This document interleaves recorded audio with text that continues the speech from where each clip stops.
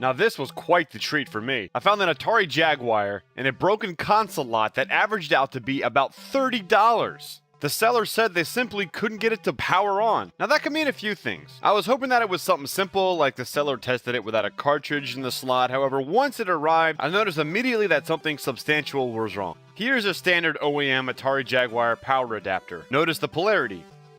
Here is a similar power adapter the seller had packaged with the Jaguar. Notice anything? Yes, the polarity is backwards. This means the console had been subjected to the infamous reverse polarity surge. Many modern devices or well-engineered devices can compensate for this by simply a blown fuse or something, but in the super advanced 64-bit Atari Jaguar's case, that's not how it works. Here is a generic image of an Atari Jaguar motherboard. Even though this power adapter fit the power jack, when powered on, the reverse polarity caused 3 components to fry. 1, the capacitor labeled C134, the chip labeled U38, and the chip labeled Reg1.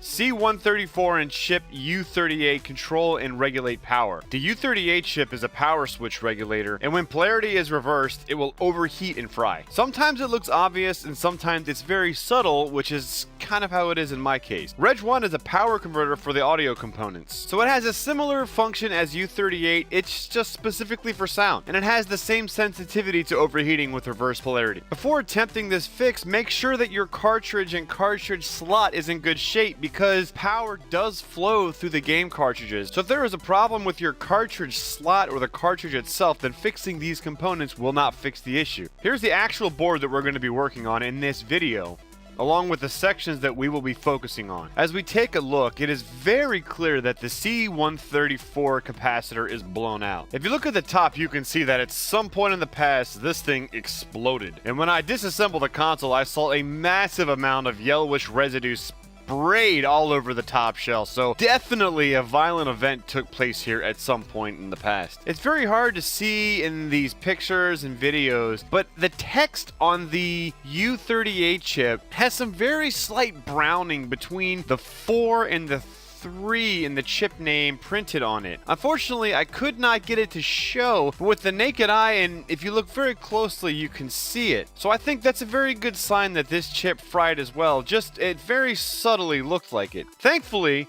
Console5.com has your back. You can purchase all these components for a very reasonable price, and it even comes with an atomic fireball, which helps keep your sinuses clear while doing the job. Alright, so I'll get started by removing the blown capacitor by wiggling it back and forth until the leads break off. Having this out makes working with the U38 chip a lot easier. Sweet! It's free! Bye-bye, blown capacitor! Using whatever tools make sense to you, along with the soldering iron, of course. Clear the holes so that later we can replace this capacitor when we're ready.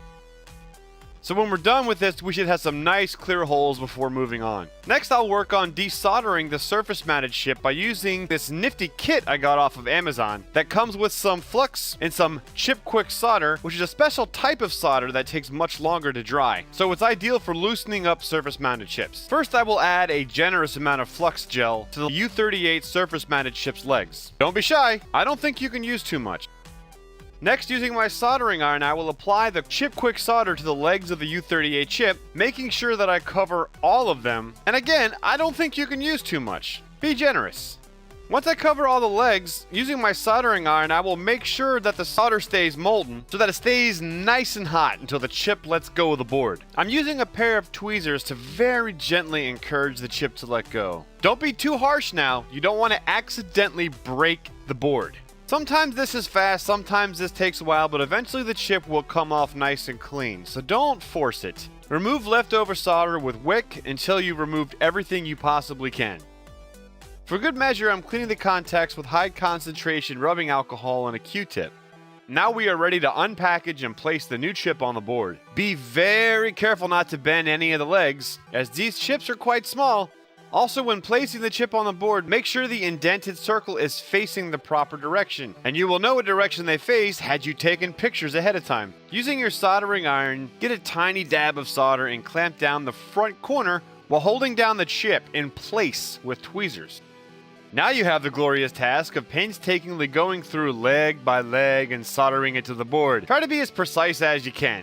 I myself am an amateur at this, so my work is okay at best, but hey, it works. I just keep moving from leg to leg. If I accidentally connect two legs together, I use Quik to remove the solder and try again.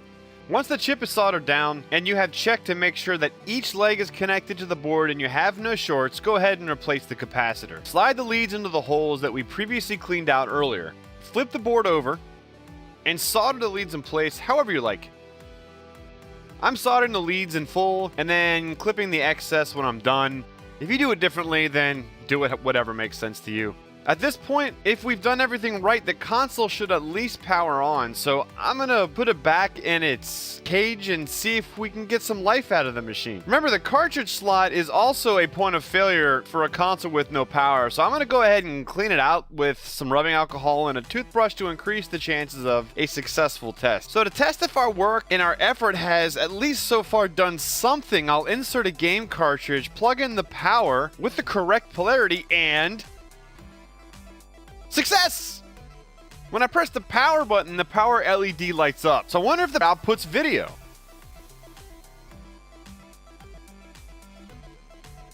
Oh yeah. Definitely have video coming from the RF out port.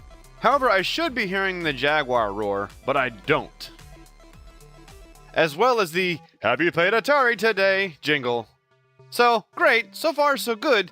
We have power, we have video, we just have one more thing left to do. So now let's go ahead and remove the Reg 1 chip. Just like the U38 chip, make sure you remember what direction the indented circle is facing so you don't mess up the repair. The desoldering process will be exactly the same as the other chip. I'll give it a good amount of flux and chip quick solder and make sure I keep the solder hot with my soldering iron. One thing I noticed with my console was this particular chip took longer to remove than the U38 chip, so just be patient, let the process work. Take your time. I mean, make sure that you do this on a day where you have the whole day to dedicate to it. Don't do this on your lunch break. This chip is a lot smaller than the other chip. I feel like I have a ladybug on my finger. That's how tiny this thing is. The soldering process is pretty much exactly the same, except for the chip is smaller and it has less legs. But the good news is, because it has less legs, it took less time to solder down. You can see my amateur job here, but hey, look, it got the job done. Now let's fire it up and let's see what happens. Awesome. We have power, we have video, and clearly there's audio. Now let's see if the game boots.